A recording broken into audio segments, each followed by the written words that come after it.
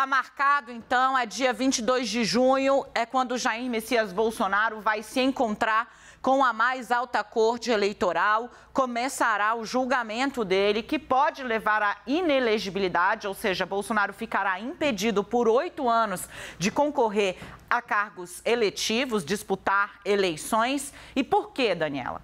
Bolsonaro é acusado de ter abusado de seu poder político como presidente e também ter feito uso indevido dos meios de comunicação públicos ao utilizar a Casa Civil, o Ministério das Relações Exteriores, a utilizar a própria estrutura da Secretaria da Presidência da República e também a TV Brasil para convocar, listar, levar embaixadores de 70 países ao Palácio da Alvorada para desfiar uma série de mentiras sobre o sistema eleitoral e a urna eletrônica.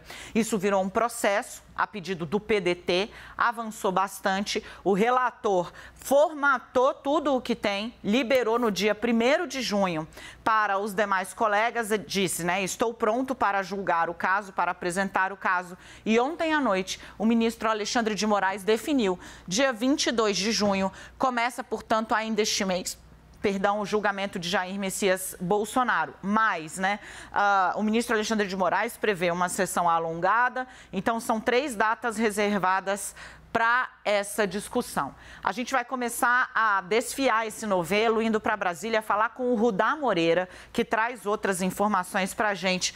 Rudá, esse julgamento é importantíssimo, vai definir o futuro político não só do Bolsonaro, mas o legado e a influência dele para a direita e para o bolsonarismo em si, como ele vai se amoldar. Lembrando que a gente tem eleição no ano que vem e Bolsonaro será ou está sendo tratado como um cabo eleitoral valioso. Conta pra gente, Rudá.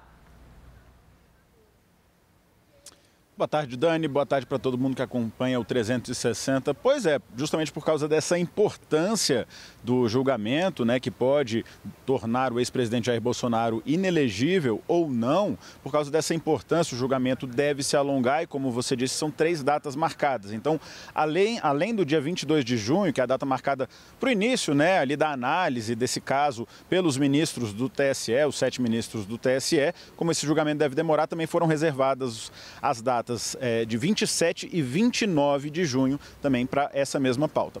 O Ministério Público Eleitoral já se manifestou nesse caso ainda em abril e se manifestou a favor da inelegibilidade de Bolsonaro, ou seja, o Ministério Público Eleitoral acha que Bolsonaro não pode concorrer nas próximas eleições, porque segundo a manifestação do vice-procurador-geral eleitoral, Paulo Gonet, Bolsonaro colocou em dúvida a lisura do sistema eleitoral sem apresentar provas e acusou, sem embasamento, as urnas eletrônicas de terem sido fraudadas. Isso tudo naquela reunião no Palácio da Alvorada com embaixadores que você já lembrou muito bem, Dani. Ao longo de todo esse processo no TSE, a defesa de Bolsonaro tem alegado que a postura do ex-presidente não significa que ele seja contra as regras do jogo eleitoral e nem que ele atue contra a democracia.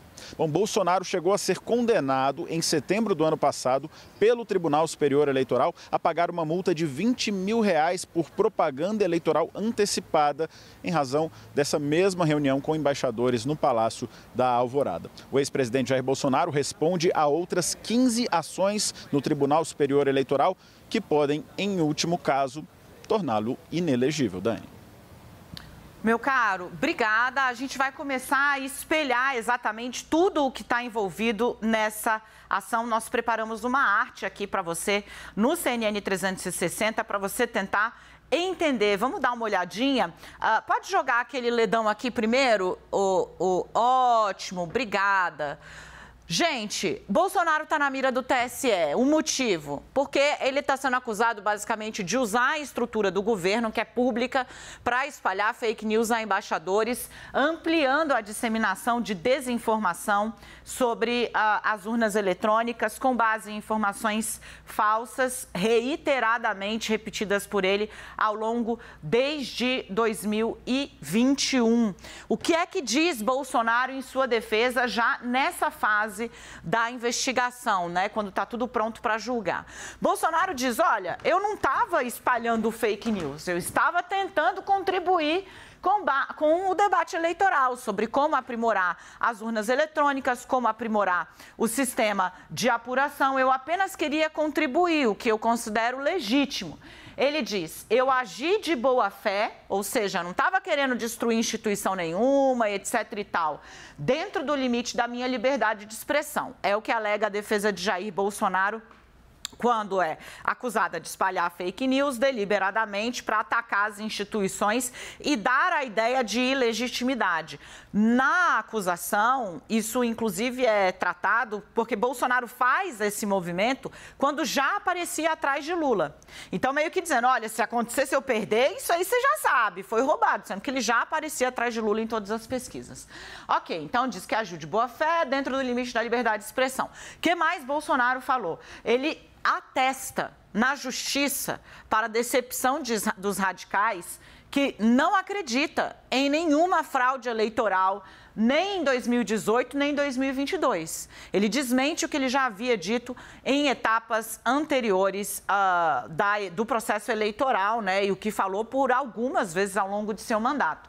No papel, na hora do vamos ver, a defesa disse que não crê em violação nas urnas, nem em 2018, nem em 2022. Mas, né, houve ali a juntada, depois que tem o 8 de janeiro e que o Anderson Torres é preso e que a Polícia Federal faz uma batida na casa dele e encontra lá uma minuta do golpe que previa exatamente um roteiro pregado pelos golpistas que quebraram Brasília, né? Uma intervenção no Tribunal Superior Eleitoral, decretando ali a anulação da eleição e fazendo, assim, do Brasil uma autocracia, uma ditadura. Aí o Bolsonaro falou, olha, com relação a essa minuta do golpe, ela não serve como prova, ela é imprestável. Primeiro, porque é um documento apócrifo, que, né, ninguém sabe quem pariu e a perícia não encontrou nenhum traço que Bolsonaro tenha sequer tocado nesse documento. 2, né, ainda que vocês forem considerar, o fato do Bolsonaro nunca ter tido contato com esse documento afasta ele dessa investigação. Beleza. O que diz a acusação? O que diz o Ministério Público? Que Bolsonaro levantou suspeitas sobre as eleições, como ele já havia feito antes, mas agora durante o período eleitoral. Que Bolsonaro, dizendo, né, tá rebatendo aqui, né? Eu estava tentando contribuir com o debate agindo de boa fé. O Ministério Público rebate, diz não, você nunca apresentou dados técnicos que contraditavam, dados oficiais que mostravam que o que você estava falando era falso. Isso anula a tese de que você tenha feito algo por amor ao debate. Não foi por amor ao debate, foi ataque deliberado. Resposta do MPF a esses 2 pontos. Aqui, ó, de novo, né, eles descartam essa tese de que Bolsonaro o fez para melhorar o debate sobre as investigações e também eles falam, inclusive, essa pregação resultou em atos violentos em reação ao resultado das eleições. Então, as pessoas vão exatamente disseminando a tese de que a eleição foi roubada, que a urna, que o voto, que o eletrônico, que nananã. E aí você tem o que aconteceu no dia 8 de janeiro como expressão máxima dessa inconformidade, né? O Ministério Público chega a dizer, é falso que ele tenha feito o que fez por amor ao debate. Ele fez o que fez porque ele queria se apresentar como alvo do sistema. Tese que foi engolida por muita gente. Vamos dar uma olhada no relatório final do ministro, que é relator do caso, o Corregedor-Geral de Justiça Eleitoral do TSE. Vamos dar uma olhada em trechos, né, que ele separou ali para mostrar aos ministros que estava tudo pronto. Ele diz o seguinte, ó. Esse aí é um trecho da defesa do Bolsonaro. Olha o que ele diz. As provas, tanto documentais e testemunhais produzidas, demonstram que nas lives tal e tal, assim como numa entrevista concedida ao programa tal, o primeiro investigado, ou seja, Bolsonaro, adentrou, ou seja, fez, né, de forma legítima no debate sobre a conformação atual do sistema eleitoral. Ou seja, não, ele estava debatendo como está aí o sistema eleitoral agora.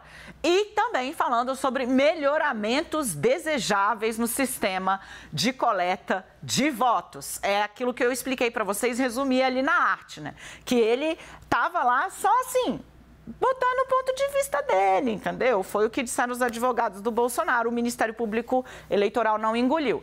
Olha aí o momento em que a defesa do Bolsonaro admite: não se crê, nem agora, nem em tempo algum, terem sido vulneradas as urnas eletrônicas no pleito de 2018 ou com efeito de 2022 ou em qualquer outra eleição geral ou local. Então, vocês que foram para as ruas defendendo que o Bolsonaro, na verdade, em 2018 ganhou no primeiro turno, que, né, na verdade, em 2022 ele também, né, sei lá, tinha ganhado, né, e foi fraudado, né, foi escolhido o presidente por outra coisa que não o voto popular. Tá aí, na hora do vamos ver, da prestação de contas com a justiça, Bolsonaro diz: não se crê, nem agora, nem em tempo algum, terem sido vulneradas, ou seja, atacadas as urnas eletrônicas no pleito de 2018 ou mesmo no de 2022 ou em qualquer outra eleição geral ou local. Pois o TSE, veja o que dizem os advogados, né? De novo, na hora da letra da lei, sai a coisa do ataque, TSE, né, que é isso, que aquilo, que faz conluio, e vem, olha a defesa técnica. O TSE tem postura leal e institucionalmente irmanada com a genuína proteção da democracia. Segue a defesa do Bolsonaro. Frequentemente faz rigorosos e públicos testes de segurança nos receptáculos eletrônicos, ou seja, nas urnas eletrônicas, adotando com presteza e diligência ímpares medidas fundadas de aprimoramento, sugeridas sempre com abundante zelo e elogiável competência. Veja agora o que diz a acusação, o Ministério Público Eleitoral. Aí você já extraiu o cerne, né? Olha, Bolsonaro estava só falando, não era com intuito, ele jamais acreditou que teve fraude e o TSE fez um trabalho muito bom. Agora vamos ver a acusação. Olha só. Ante a severa dissociação dos fatos, ou seja, né, eles vão explicando aqui que Bolsonaro vem fazendo um discurso, que ele, ali em cima, se você olhar com atenção, vai dizer, olha, que já foram, ele fez, né, afirmações que já foram demonstradas como falsas, sem que ele tenha mencionado esses desmentidos, vai trazendo o chamado aos embaixadores, vai mostrando o discurso que Bolsonaro fez, né, tentando passar, abro aspas aqui, né, a errada impressão de que o processo eleitoral seria obscuro, né, e aparelhado. E aí eles chegam a essa conclusão depois de elencar parte a parte o que vinha fazendo Bolsonaro. Ante a severa dissociação dos fatos, ou seja, porque Bolsonaro faz uma leitura completamente dissociada do que era a realidade, do que eram os dados fáticos, não há como ouvir o discurso do ex-presidente, eu acrescento aqui, e admitir o domínio normativo da liberdade de expressão. Ou seja, não há como você ouvir o que ele falou e falar, não, isso aqui é liberdade de expressão. Por quê? Explica.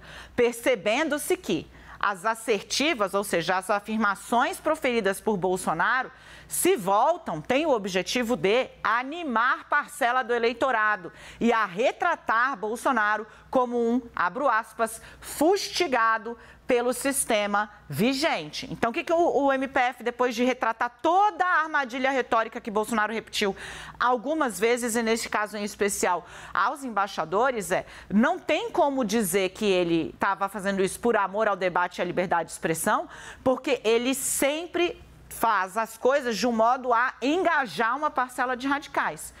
E essa parcela se engaja na ideia de que Bolsonaro é a vítima do sistema, aquele que combate o sistema e vira vítima. Olha mais aí o que diz a acusação. Olha, as distorções e inverdades repetidas pelo investigado Jair Bolsonaro, por ocasião da reunião com os embaixadores, e as insinuações de que a Justiça Eleitoral teria o intuito de beneficiar o candidato adversário, influenciaram indevidamente parte do eleitorado a desconfiar do sistema eleitoral, o que se confirmou por fatos notórios. alguns violentos de inconformismo com o resultado das eleições presidenciais, em que se atribuía ali às eleições a pecha de ilegítima e fraudulenta.